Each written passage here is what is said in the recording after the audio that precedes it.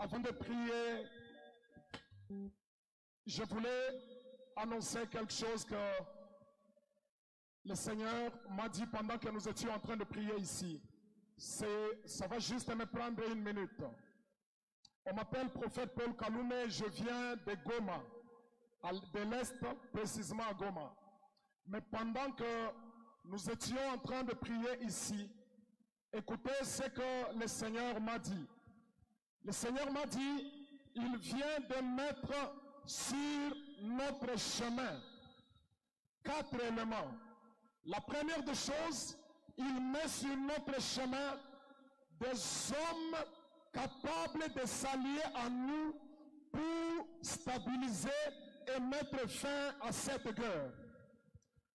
Le deuxième élément, c'est que Dieu vient de mettre sur notre chemin des nations qui vont s'allier à nous, qui vont nous comprendre pour mettre fin à cette guerre.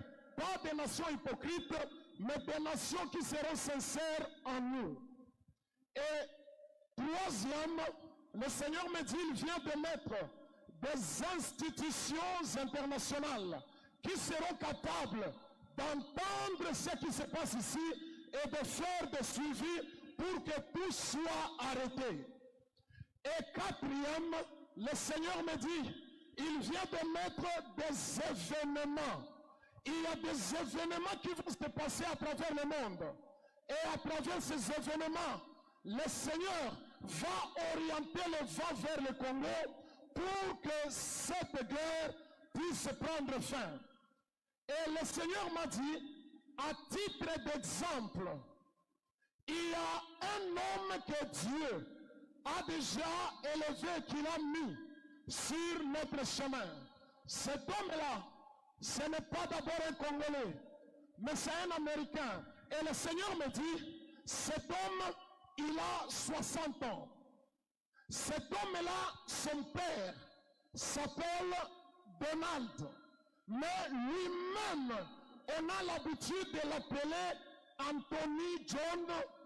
Cet homme-là, Dieu m'a dit, le Seigneur le met là pour qu'il puisse être un tuyau par lequel il y aura l'arrêt de bain de sang au niveau du Congo.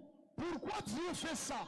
C'est parce que cet homme-là, ses parents ont été victimes du massacre des Juifs, puisque lui-même il est juif d'origine, mais il est américain.